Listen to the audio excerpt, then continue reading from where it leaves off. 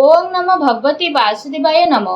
नमस्कार बंधुगण आपण मानकु आम यूट्यूब चैनल को स्वागत। बंधुगण आज भिडियो रे आमे आपण मानकु कहबा पई जाउछु आगामी 56 दिन आपणक पई किपरि साब्यस्त हेबो, केउ प्रकार रो ए आगामी 56 दिन को आपण माने साब्यस्त करिवे, ता सहित केउ सब जिनिस रे आपणक ए दिन रे फायदा हेबो, केउ सब जिनिस रे आपणक सावधानियता अवलंबन करबाकू पड़िबो, आपणकर लव लाइफ कैरियर किपरि रहिबो, बिजनेस आउ व्यापार किपरि रहिबो एवं स्वास्थ्य रो किछि महत्वपूर्ण इन्फॉर्मेशन मध्ये आमे आपण माननको भिडियो रे कहिबू। आउ भिडियो शेष रे आमे आपण माननको किछि उपाय विषय रे कहिबू जहा द्वारा आपण ए आगामी 56 दिन को आहुरी अधिक शुभ और मंगलदायक करि परिबे। भिडियो को आरंभ करबे पूर्व आमर आपनको रिक्वेस्ट कि जदि आपण हमर चैनल ले नुआ करि आछंती ते चैनल को सब्सक्राइब करंतु और सांगरे नोटिफिकेशन बेल को मध्य ऑन करंतु, जहा द्वारा समय समय रे सो नुआ नुआ भिडियो रो नोटिफिकेशन आपनको मिलिबो। तो आसंतु जानिबा किपरि रहिबो आपणक पई विशेष भाबरे आगामी 56 दिन। सबुठारु प्रथमे जानिबा कि कोन आपणक पई ए सब दिन रे सतरे पॉजिटिव रहिबा पई जाउची। जदि कहिबा ए दिन रे सामाजिक मान सम्मान प्रतिष्ठा प्राप्ति हेबार संभावना रहिची, सेथि पई निज प्रयास करी भल सफलता प्राप्त करिबारे आपण सफल मध्य नजर आसीबे। आपण गोटे भल मनीष अटंती आ सब कार्य को आपण समय सहित करिबा पई प्रयत्न मध्य अटंती, सेथि पई आपण को भल सफलता प्राप्त हेबार स्थिति मध्य बनुची। ता सहित ए दिन रे आपण को आपण किस्मत रो सहयोग मिलिबो, काम कार्य रे आपण बहुत शीघ्र आगो को मध्य बढ़िबे, एक्स्ट्रा इनकम मध्य आपणकर बढ़िबो, अचानक फायदा हेबार अनेक जोग बनुचे कारण ग्रहंकर एपरी राशि रे परिवर्तन हेउची, जेउ कारण पई जदि कहिबा किस्मत रो भरपूर साथ आपणकु मिलिबो। पैसार काम कार्य सखाळु सखाळु आपण निभि दियंतु। आपण आपणकर घर जीवन एवं ऑफिस ए दुईटी क्षेत्र रे चिंता और प्रेशर आपणकर रहिबो। नुआ लोकक सह मिला मिसिर जोग मध्य आपणक पई बनुची, ता सहित आर्थिक लाभर अनेक जोग मध्य बनुची। कौनसी महत्वपूर्ण कार्यर सार्थकता पाई प्रयत्नशील मध्य रहिबे, कठिन परिश्रम द्वारा रचनात्मक योजना को सफल मध्य करिवे। पुराणा अटकी थिबा धन मध्य ए दिन रे आपनको मिली पारे। परिवार सहित विशेष भाव में आपणक टाइम को स्पेंड करिवे, मानसिक सुख आ शांति मध्य आपनको प्राप्त हेबो। आपणकर धनर मध्य ए दिन रे विशेष भाव में व्यय हेबो। ईश्वरंकर आराधना आपणकर मन को शांति मध्य प्रदान करिवो। आपणकर उत्तम प्रदर्शन आपणक प्रतिद्वंदीक पई आश्चर्य कला भली रहिबो। आपणको आपणकर कार्यस्थल रे अपार सफलता मिलिबो, चाहे ताहा पदोन्नति हेउ किंबा मान सम्मान। व्यवसाय करुथुबा जातक माने किछि नुआ काम मध्य आरंभ करिवे। ता सहित जदि कहिबा ए दिन रे विशेष भाव में आपणकर सर्वश्रेष्ठ देबाकू चेष्टा करिवे, आ जार परिणाम आपणकू सकारात्मक होई मिलिबो। कोनोसी नुआ जगह को बुलिबाकू जिबार मौका मिलिबो, जे कारण पई आपणक ऊर्जा उत्साह दुईटी जाकरे वृद्धि हेबो।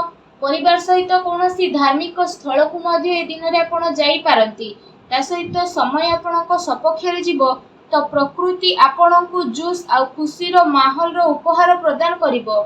ए उपलब्धि रो भरपूर उपयोग आपण करंतु। पारिवारिक सामंजस्य आउ तार देखभाल करिबारे आपणकर महत्वपूर्ण योगदान रहिबो। ए दिन रे आपणको कोनोसी शुभ समाचार मध्य मिलिबो, जहा द्वारा आपणक मन बहुत ही प्रसन्न रहिबो। आसंतु जानिबा ए सब दिन रे आपणक पई कोन नेगेटिव रहिबो। आपणकर मन रे नकारात्मक विचार रो आक्रमण हेबा कारणरो मन रे हताशा भाव आसीबो। अनैतिक आउ अप्रमाणिक कार्य विपत्ति रे विशेष भाव में आपण पड़ी पारंती, सेति पई संभव हेउची तो से सबुरु दूरी रुहंतु। कार्यभार रो अधिकता रहिबा कारणरो मानसिक अस्वस्थता मध्य अनुभव करिवे। संतानंकर चिंता मध्य आपणकु रहिबो, ता सहित आपणक आमदानी भल रहिबो, किंतु आमदानी सहित आपणकर खर्च रे मध्य विशेष भाव में वृद्धि हेबार संभावना बनुची। एमिति रे आपणक आमदानी आ खर्च ए दुईटी रे ताळ मेळ बसैकी रखिबार रहिची। या द्वारा आगो को आपण बढ़िबे। ता सहित आपण जदि व्यापार करूछंती तो आपणक व्यापार रे आपणकु लाभ मिलिबो। आपण महंगा वस्तु सब को मध्य किनी परिबे, ता सहित आपण आपणकर महंगा शौक उपरे रोक लगेबे, अन्यथा आपणक सामना रे आर्थिक संकट मध्य आसी पारे। एहा सहित जरूरी रहिछि कि कथा वार्ता करिबारे सामंजस्य बनेकी रखंतु, କାରଣ କ୍ରୋଧରେ କରାଯାଇଥିବା କାମ କାହା ଦ୍ୱାରା ମତଭେଦ ମଧ୍ୟ ଉତ୍ପନ୍ନ କରିପାରେ। ଆଉ ଅନ୍ୟ ଦ୍ୱାରା ରଖାଯାଇଥିବା ଉପେକ୍ଷା ମଧ୍ୟ ଆପଣଙ୍କ ସ୍ୱୟଂ ପାଇଁ ମାନସିକ ଚିନ୍ତା ସୃଷ୍ଟି କରିବ। ତା ସହିତ ଏ ଦିନରେ ଯଦି ଆପଣଙ୍କ ଲଭ୍ ଲାଇଫ୍ ବିଷୟରେ କହିବା ତ ଆପଣଙ୍କୁ ବହୁତ ହି ଧୈର୍ଯ୍ୟର ସହିତ କାମ କରିବାକୁ ପଡ଼ିବ। ଭାବି ଚିନ୍ତିକି ଆପଣ ଆଗକୁ ଆପଣଙ୍କର ପ୍ରତିଟି ପାଦ ବଢ଼ାନ୍ତୁ, ତେବେ ଯାଇ ଆପଣ ଗୋଟେ ସୁଖ ଆଉ ଦାମ୍ପତ୍ୟ ଜୀବନର ଆନନ୍ଦ ନେବାରେ ସକ୍ଷମ ହେବେ। ଏହା ସହିତ ଜୀବନ ସାଥୀଙ୍କ ଦ୍ୱାରା ଆପଣଙ୍କୁ ଲାଭ ମିଳିବ। ଲଭ୍ ଲାଇଫ୍ ମାମଲାରେ ମଧ୍ୟ ଆପଣଙ୍କୁ ଭରପୁର ସାଥ ପ୍ରାପ୍ତ ହେବ। ମାନସିକ ପ୍ରେସର ପରେ ବି ଖୁସି ରହିବାର ବିଶେଷ ଭାବରେ ଆପଣ ଚେଷ୍ଟା ମଧ୍ୟ କରିବେ। ତା ସହିତ ଜୀବନ ସାଥୀଙ୍କ ସହ ସମ୍ବନ୍ଧରେ ମଧୁରତା ଆସିବ, ଯାହାଦ୍ୱାରା ବହୁତ ହି ଖୁସି ଭରା ମାହୋଲ ରହିବ। ଲଭ୍ ମ୍ୟାରେଜରେ ଇଚ୍ଛୁକ ବ୍ୟକ୍ତିବିଶେଷଙ୍କ ପାଇଁ ସମୟ ବହୁତ ଭଲ ରହିବ। ବିବାହ ପାଇଁ ନିର୍ଣ୍ଣୟ ମଧ୍ୟ ଆପଣ ନେଇପାରିବେ। ଯଦି ବ୍ୟବସାୟ ଆଉ କ୍ୟାରିୟର ବିଷୟରେ ଆମେ ଆଲୋଚନା କରିବା ତ ଏ ଦିନ ବିଶେଷ ଭାବରେ ଆପଣଙ୍କ ପାଇଁ ବହୁତ ହି ଭଲ ରହିବ। କାରବାର ଆପଣଙ୍କର ଭଲରେ ଚାଲିବ ଆଉ ଧନ ଲାଭର ସ୍ଥିତି ମଧ୍ୟ ବନିବ। କିନ୍ତୁ କାର୍ଯ୍ୟଭାରର ଯେହେତୁ ଅଧିକତା ରହିବ ତ ଦିନ ଦୌଡ଼ା ଦୌଡ଼ିରେ କଟିବ। ଯଦି ଆପଣ ଲଟେରୀ କରିଛନ୍ତି ଆଉ କୌଣସି ପ୍ରକାରର ନିବେଶର ଯୋଜନା କରୁଛନ୍ତି ତ ସେସବୁରେ ମଧ୍ୟ ଆପଣଙ୍କୁ ସଫଳତା ମିଳିବ। ଆଉ ସମୟ ଅନୁସାରେ ଆପଣଙ୍କୁ ନିବେଶ ମଧ୍ୟ କରିବା ପାଇଁ ପଡ଼ିପାରେ, ଯାହା ଆପଣଙ୍କ ପାଇଁ ଅବଶ୍ୟ ହିଁ ଲାଭଦାୟକ ସିଦ୍ଧ ହେବ। ତା ସହିତ ଯଦି କହିବା ନୂଆ ଲୋକଙ୍କ ସହ ଆପଣଙ୍କ ସମ୍ପର୍କ ବନିବ। ମନୋରଞ୍ଜନର କେତେ ସାରା ଅବସର ମଧ୍ୟ ଆପଣଙ୍କୁ ମିଳିଯିବ, ଯାହାଦ୍ୱାରା ଆପଣଙ୍କ ଜୀବନରେ ଖୁସି ବଢ଼ିବ। ପରିବାର ସହିତ ବହୁତ ଭଲ ସମୟ ମଧ୍ୟ ଆପଣ ବ୍ୟତୀତ କରିବେ ଆଉ ତାର ପୂର୍ଣ୍ଣ ସହଯୋଗ ମଧ୍ୟ ଆପଣଙ୍କୁ ମିଳିବ।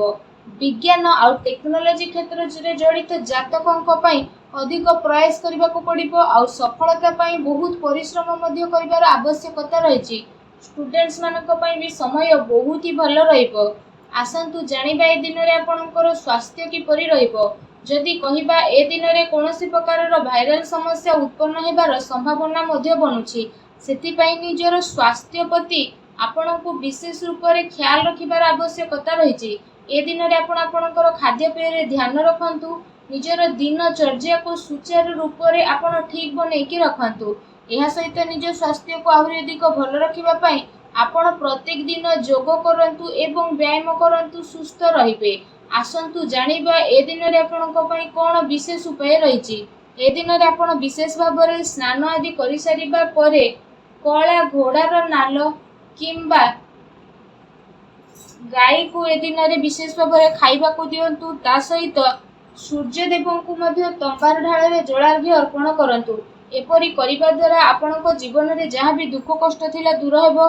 ଭଗବାନ ଶନିଦେବଙ୍କ ଆଶୀର୍ବାଦରୁ ଆପଣଙ୍କୁ ଶୁଭଫଳ ମଧ୍ୟ ପ୍ରାପ୍ତ ହେବ। ଆପଣଙ୍କ ଜୀବନର ସବୁ ଦୁଃଖ କଷ୍ଟ ଦୂରେଇଯିବ। ଭିଡ଼ିଓଟି କେମିତି ଲାଗିଲା କମେଣ୍ଟ କରିକି ଜଣାନ୍ତୁ। ଚ୍ୟାନେଲରେ ନୂଆ ଆସିଲେ ଚ୍ୟାନେଲକୁ ସବସ୍କ୍ରାଇବ୍ କରନ୍ତୁ। ଧନ୍ୟବାଦ।